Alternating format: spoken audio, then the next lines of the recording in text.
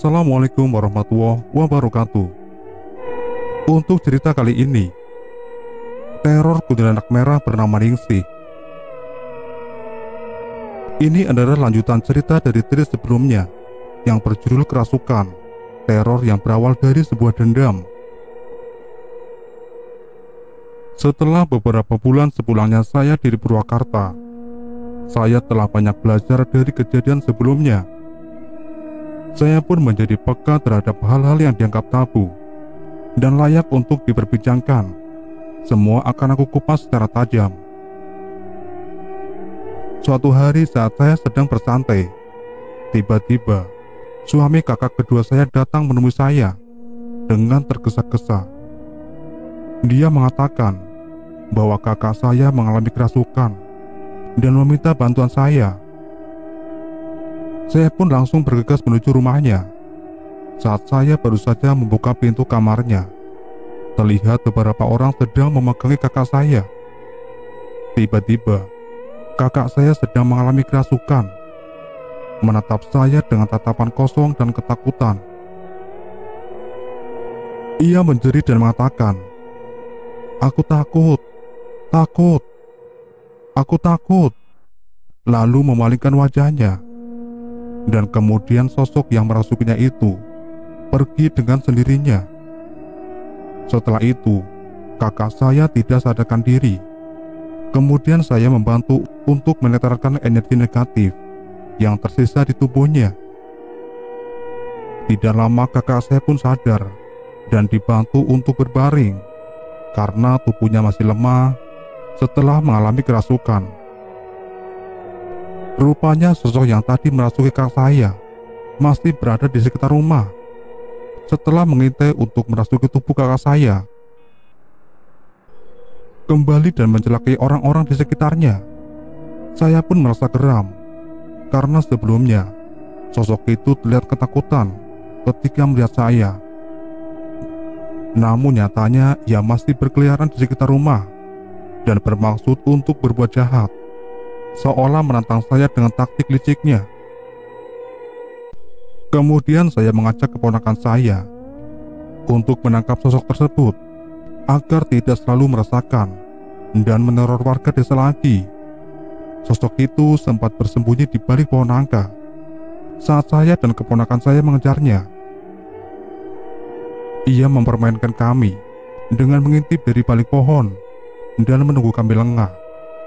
Saya pun berdoa kepada Allah Subhanahu wa Ta'ala agar kami dapat menangkap sosok tersebut. Untunglah, keponakan saya melihatnya saat sedang mengintip. Lalu kami pun mengejarnya.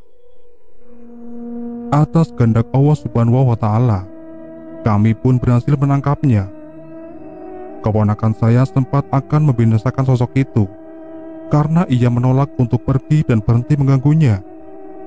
Namun, saya mencegahnya dan bertanya secara baik-baik kepada sosok tersebut. Apa ia akan tetap seperti itu dan kami akan membinasakannya, atau ia akan tetap bertaubat dan kembali mengingat Allah, meminta ampunan dan perlindungannya agar tidak dimanfaatkan oleh iblis, sehingga ia bisa menemukan jalan yang mudah untuk kembali ke Allah Subhanahu wa Ta'ala. Setelah saya memberi penjelasan atas kekuasaan Allah dan mengingatkan tentang balasan yang sangat pedih di akhir nanti atas dosa-dosa yang telah kita lakukan, akhirnya sosok itu menangis dan meminta ampun dan memilih untuk bertaubat. Saya tahu, meskipun Ningsih sempat menjadi sosok yang jahat dan menakutkan, tapi pada dasarnya dia itu baik. Hanya saja dendam yang tertanam dalam dirinya ditambah ada pengaruh dari iblis, akhirnya dia menjadi seperti itu.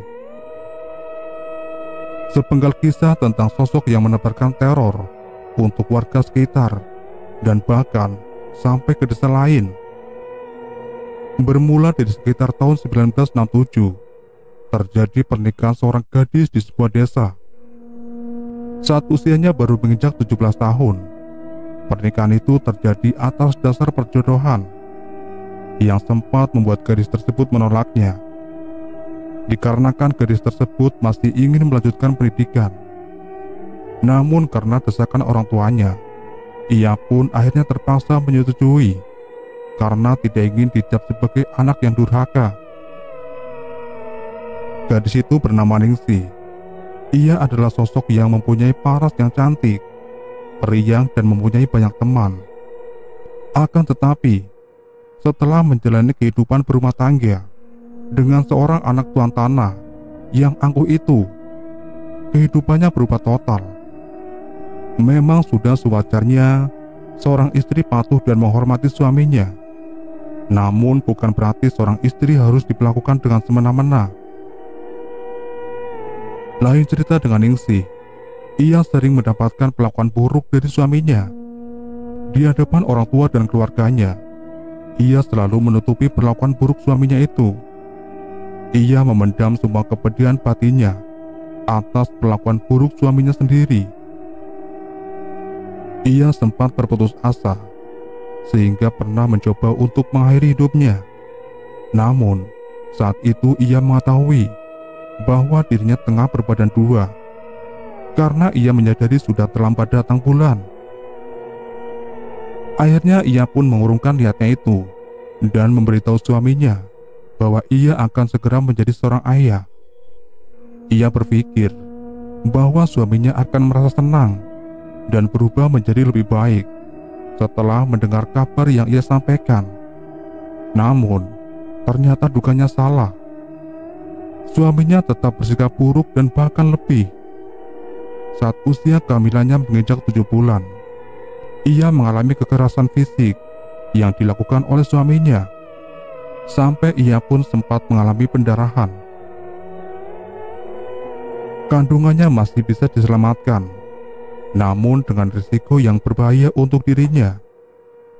Keluarganya akhirnya mengetahui bahwa selama ini ia menderita dalam pernikahannya, sehingga memutuskan untuk membawanya kembali ke rumah. Dalam waktu 2 bulan, saat usia kandungannya menginjak 9 bulan, takdir mengharuskan ia mengembuskan nafas terakhir sebelum bayinya terlahir ke dunia. Ia dimakamkan bersama anaknya yang masih berada dalam kandungan, karena dinyatakan sudah tidak bisa diselamatkan juga. Semenjak kematiannya yang tragis, teror demi teror pun terjadi. Dimulai dari suaminya yang sering ia datangi sembari menggendong anaknya, seolah ia ingin menunjukkan bahwa ia menjadi seperti itu akibat ulah suaminya. Padahal selama hidup berumah tangga, ia sudah berusaha menjadi istri yang baik. Namun, baik ketika ia masih hidup ataupun setelah kematiannya, perlakuan suaminya tetap saja buruk. Bahkan sempat terucap kata dari suaminya, "Saat hidup saja, kamu sudah tidak berguna. Dan sekarang kamu datang hanya untuk menakutiku. Lebih baik kamu enyah saja. Aku sudah tidak peduli denganmu lagi. Jangan pernah mengganggu aku lagi." Atas ucapan suaminya itu, timbullah sebuah dendam yang membuat arwah Ningsih kemudian bersekutu dengan iblis, sehingga membuat Ningsih menjadi arwah yang jahat dan mempunyai energi negatif yang amat besar. Kuntilanak merah adalah sebutan untuk sosok kuntilanak yang telah bersekutu dengan iblis dan menjadi sosok yang kuat. Setelah Ningsih menjadi sosok kuntilanak merah, ia memang tidak mengganggu suaminya lagi. Namun dendam yang ia miliki seolah menjadi kutukan bagi suaminya, sampai akhirnya suaminya menderita dengan berbagai penyakit yang tidak kunjung sembuh, dan ia memutuskan untuk pergi meninggalkan desa. Sampai sekarang tidak diketahui kabar beritanya lagi. Beberapa tahun setelah kepergian suaminya itu, Ningsih yang sudah menjadi arwah jahat tetap menebarkan teror kepada warga sekitar.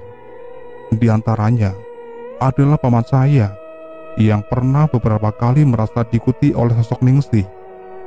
Rupanya dulu semasa hidupnya dan sebelum ia dijodohkan, Ningsih pernah menaruh hati kepada paman saya. Namun karena saat itu usia paman saya lebih muda dari Ningsih, ia pun merasa malu untuk mengungkapkan.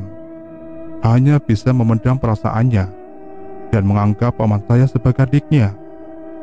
Paman saya akhirnya menikah dengan seorang gadis yang berasal dari desa lain dan memutuskan untuk tinggal di desa istrinya. Saat istrinya sedang mengandung, sosok Ningsih datang dan mengganggu istri paman saya. Ia marah dan merasa cemburu karena semasa hidup ia tidak pernah merasakan kebahagiaan bersama orang yang dicintainya. Suatu hari, sosok Ningsih diam-diam merasuki tubuh istri paman saya. Awalnya ia bersikap biasa, namun pada akhirnya paman saya menyadari ada yang berbeda dari istrinya. Ia bersikap manja dan terlalu berlebihan, sampai mengungkapkan kata-kata cinta yang sebelumnya tidak pernah diucapkan oleh istri paman saya. Dan diketahuilah bahwa istrinya telah dirasuki oleh sosok Ningsih, karena sebelumnya paman saya sempat melewati makam Ningsih setelah berkunjung dari rumah saya. Setelah ketahuan, sosok Ningsih mengaku bahwa ia yang berada dalam tubuh istri paman saya. Ia pun mengamuk dan sempat membahayakan kandungan istri paman saya itu. Dengan dibantu keluarga dan warga sekitar, akhirnya sosok Ningsih dapat dikeluarkan dari tubuh istri paman saya. Namun ia terus menghantui sampai pada saat istri paman saya akan melahirkan. Ia pun kembali merasuki tubuh istri paman saya itu.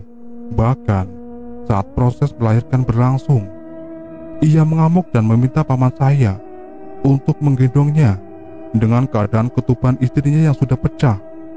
Semua yang berada di sana merasa panik dan khawatir. Mereka akhirnya mencoba mengusir sosok Ningsih dengan cara membacakan surat Yasin. Namun mereka tidak menyangka bahwa sosok Ningsih malah ikut membacakan ayat demi ayat dari surat Yasin tersebut. Sosok Ningsih bahkan hafal dan sangat fasih saat mengikuti orang-orang yang sedang mengaji. Akhirnya dipanggillah seorang ustadz untuk membantu mengeluarkan dan mengembalikan sosok Ningsih ke tempat sebelumnya ia berada, yaitu di desa saya. Setelah kejadian itu, paman saya tidak pernah lagi melewati jalan yang terdapat makam Ningsih. Setelah sosok Ningsih tidak lagi berkeliaran ke desa-desa lain, kakak pertama saya, yang pada saat itu menginjak usia 19 tahun, ia mengidap suatu penyakit, dan setiap kali penyakitnya kambuh, sosok Ningsih pasti selalu merasuki tubuh kakak saya. Selain mengamuk, ia pun menjerit-jerit histeris, dan selalu berusaha untuk berlari keluar rumah, kemudian menuju sungai tempat sosok Ningsih biasa berada. Pada suatu hari, saat orang tua kami tidak ada di rumah, kakak pertama saya kembali dirasuki sosok Ningsih. Di rumah, hanya ada 2 orang kakak saya yang lain. Saat kakak saya mengamuk, ia melempar-lemparkan barang yang ada di rumah. Kemudian, ia berlari menuju pintu yang sebelumnya sudah terkunci. Kedua kakak saya pun berusaha mengikat tubuhnya, tapi karena tenaganya yang besar, ia pun dapat melepaskan diri. Dan anehnya, meskipun pintu rumah terkunci, tapi kemudian ia bisa membuka pintunya tanpa menggunakan kunci. Ia berlari menuju sungai dan sempat berkata, "Aku akan membawa anak ini pergi agar bisa menemani aku," sambil tertawa cekikikan. Untungnya, ada teman ayah saya yang baru pulang dari kebun. Saat teman ayah saya melihat kakak saya berlari, disusul oleh kedua kakak saya yang lain, ia pun ikut mengejarnya. Ia tahu kalau kakak pertama saya memang sering dirasuki oleh sosok Ningsih, karena teman ayah saya itu orang yang bisa, tapi bukan ahli supernatural. Makanya setelah ia berhasil menangkap kakak saya, ia pun dapat mengeluarkan sosok Ningsih itu. Setelahnya, kakak saya pun dibawa kembali ke rumah. 2 tahun berselang, kakak pertama saya menghembuskan nafas terakhir di usianya yang ke-21 karena penyakitnya yang semakin parah, dan akibat seringnya ia mendapat gangguan dari sosok Ningsih. teror dari sosok Ningsih tidak berhenti begitu saja. Justru ia kembali mengganggu keluarga saya. Dengan seringnya, ia merasuki kakak kedua saya, yang sempat saya ceritakan di awal kisah ini. Sampai akhirnya, saya pun berhasil menaklukkan sosok Ningsih. Dari dahulu, saat sebelum saya bisa seperti ini, sosok Ningsih itu terus-menerus menebarkan teror, dan belum ada seorang pun yang benar-benar mampu melenyapkannya ataupun menaklukkannya. Teman ayah saya yang tadi saya katakan pun tidak sanggup kalau harus melawannya sendirian. Malah dia juga sering mendapatkan teror dari sosok Ningsih. Salah satunya, apabila teman ayah saya pulang dari kebun saat menjelang sore, sosok Ningsih selalu menampakkan dirinya. Kehadirannya selalu ditandai dengan terciumnya bau anyir darah. Ia pun menakut-nakuti orang yang menjadi targetnya. Kadang, bukan hanya sosok Ningsih yang mengganggu. Anak dari sosok Ningsih yang mulai beranjak remaja pun selalu mengganggu warga sekitar yang kebetulan melewati sungai. Kadang ada yang melihat penampakannya, ada pula yang mendengar siulan yang tidak tahu dari mana arahnya. Guru ngaji saya pun, yang sebelumnya tidak mempercayai keberadaan sosok Ningsih dan anaknya, sempat mendapat gangguan dari mereka, yang membuat beliau percaya dengan apa yang selama ini warga bicarakan. Saat ia memancing di sungai, pancingnya bergerak. Ia pikir ada ikan yang memakan umpannya. Saat ia menarik tali pancingnya, ternyata ada sendal bekas yang tersangkut. Seketika itu juga, sosok Ningsih menampakkan diri dan tertawa cekikikan. Guru ngaji saya merasa kaget bukan kepalang, dan akhirnya dia pun bergegas pulang. Cerita lain dari warga yang pernah mendapat teror adalah seorang lelaki di kampung sebelah yang sedang berburu burung menggunakan senapan angin di kebun seberang sungai. Pada saat ia akan pulang, ia mendengar ada seseorang yang bersiul. Ia berpikir mungkin ada orang lain yang juga sedang berburu. Sampai ia berjalan pulang, ia tidak menemukan sosok yang bersiul tadi. Sesampainya ia di rumah, ia merasa punggungnya seperti kaku dan berat. Selama 1 minggu setelah lelaki itu berburu, ia terbaring sakit. Dokter menyatakan kalau sebenarnya tidak ada yang salah pada tubuhnya. Akhirnya keluarga lelaki itu membawanya ke rumah Ustadz. Ustadz tersebut sangat kaget pada saat pertama kali melihat lelaki itu. Di punggungnya ternyata ada anak Ningsih seperti sedang digendong. Ustadz itu pun bertanya, sebelum lelaki itu sakit, apa dia pernah menyambangi suatu tempat? Lelaki itu mengatakan bahwa ia sempat berburu burung di sungai kampung sebelah. Akhirnya Ustadz itu mengatakan bahwa lelaki itu ketempelan sosok anak laki-laki. Ustadz itu menyarankan kepadanya agar mengantarkan sosok anak laki-laki itu kembali ke tempat asalnya, dibantu dengan doa-doa yang ia berikan. Lelaki itu pun akhirnya mengikuti saran yang diberikan oleh Pak Ustadz. Ia kembali menyambangi sungai untuk mengantarkan sosok anak Ningsih tersebut. Semenjak itu, ia pun sembuh dari sakitnya. Setelah banyak mendengar kabar tentang sosok anak Ningsih yang ternyata banyak berulah, saya dan keponakan saya sempat akan menangkap sosok anak Ningsih juga.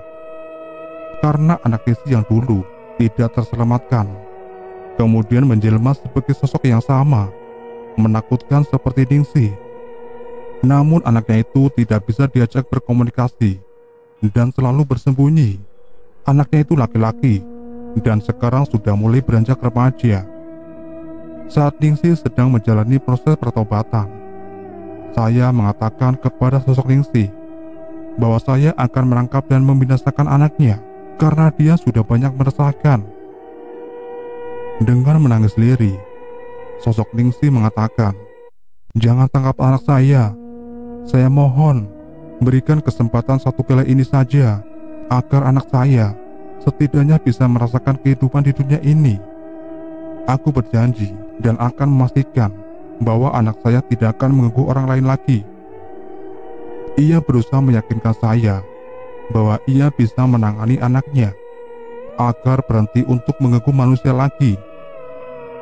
Setelah mendengar permintaan Ningsih itu, saya pun akhirnya mengurungkan niat untuk menangkap anaknya dan memberikan izin agar Ningsih bisa menemui anaknya.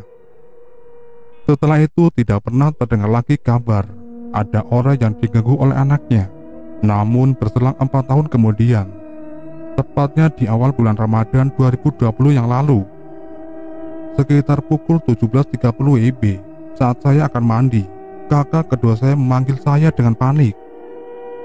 Ia mengatakan bahwa sepupu kami yang sedang bertani di kebun memanggil suaminya dan memberitahu bahwa sepupu kami itu menemukan sosok mayat di tepi sungai. Ia ingin memastikan apakah itu benar-benar sosok mayat atau hanya ada orang iseng melemparkan orang-orangan sawah untuk menakut-nakuti orang lain.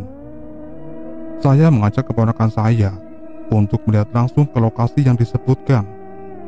Ketika tiba di lokasi, ternyata sudah banyak orang yang berada di sana, termasuk keluarga korban. Warga yang berkumpul dan melihat meminta saya untuk menghubungi polisi.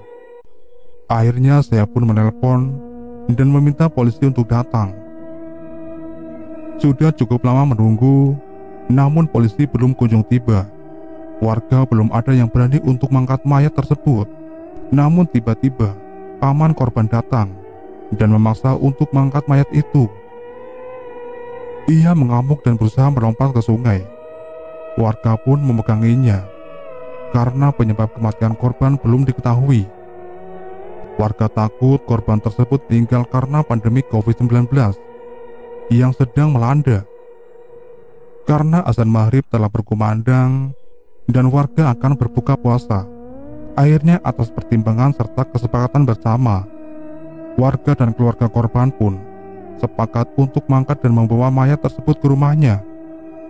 Setelah itu, kami segera membubarkan diri dan pulang ke rumah masing-masing.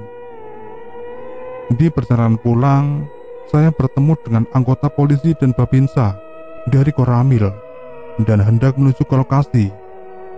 Saya mengatakan bahwa korban telah dibawa oleh keluarganya dan saya menyarankan kepada mereka agar datang saja langsung ke rumahnya.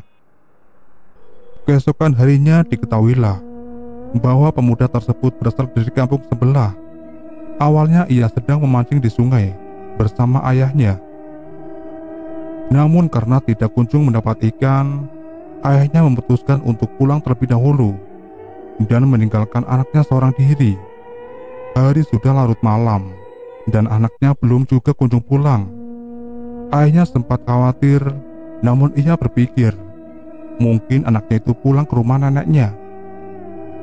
Siang hari, ayahnya pun pergi untuk memastikan apakah anaknya berada di rumah neneknya atau tidak. Tapi ternyata anaknya tidak berada di sana. Ayahnya kembali khawatir dan mulai mencarinya.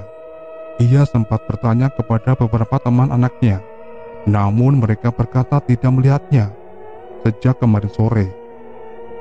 Ayahnya pun teringat bahwa terakhir kali ia bersama anaknya adalah saat ia sedang memancing di sungai. Ayahnya pun segera menuju sungai dan mulai menelusuri dari tempat mereka memancing sebelumnya. Akhirnya ayahnya itu menemukan sosok mayat di tepi sungai. Ia mengetahui bahwa mayat tersebut adalah anaknya dari pakaian yang ia kenakan. Namun karena shock, ia tidak langsung mengangkat mayat anaknya dan malah berlari pulang ke rumah untuk memberitahu istrinya. Sampai pada akhirnya ditemukan oleh sepupu saya dan warga lain yang sedang bertani di dekat area sungai. Diketahui bahwa pemuda tersebut mengidap penyakit epilepsi. Banyak warga menduga bahwa pemuda itu mungkin saja terjatuh saat penyakitnya kambuh. Di hari ketiga setelah kematian pemuda tersebut, arwah pemuda tadi dikabarkan bergentayangan di sekitar rumahnya. Saya pun berusaha untuk memanggil arwah pemuda itu. Malam hari ia pun datang. Saya bertanya, kenapa ia bergentayangan seperti itu? Awalnya ia terlihat seperti kebingungan. Ia pun mengatakan, "Saya ingin pulang. dengan nada lirih. Kemarin saat memancing ikan di sungai itu, ada seseorang yang sebaya dengan saya. Ia datang menemani saya memancing. Ia mengatakan ingin berteman dengan saya dan mengajak saya pergi. Saya sempat menolak karena saya tidak mengenali orang tersebut. Dari saat itu saya tidak tahu lagi kemana orang tersebut pergi. Saya pun tidak ingat apa-apa lagi. Namun dari kemarin orang itu terus mengikuti saya dan memaksa saya untuk menemaninya di sungai. Saya takut, saya ingin pulang. Setelah mendengar apa yang disampaikan arwah pemuda itu, saya pun tahu bahwa orang yang ia maksud adalah anaknya Ningsih. Saya membantu arwah pemuda itu dengan mendoakannya agar arwah tersebut menemukan jalan untuk kembali ke sisi Allah Subhanahu wa Ta'ala dengan tenang. Tak lama Ningsih datang sebelum saya panggil. Ia sudah mengetahui apa yang terjadi. Saya pun marah karena akibat ulah anaknya telah sampai merenggut nyawa seseorang. Ningsih meminta maaf mewakili anaknya. Kemudian ia meminta saya untuk bekerja sama dengannya agar bisa menangkap anaknya itu. Namun saat ini, baik saya ataupun Ningsih belum bisa menemukan anaknya.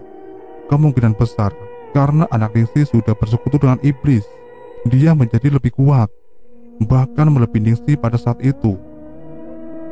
Semoga Allah Subhanahu wa Ta'ala memberikan kemudahan kepada mereka, memberikan kemudahan kepada saya agar bisa segera menemukan anak Ningsih sebelum terjadi hal-hal yang tidak diinginkan lagi.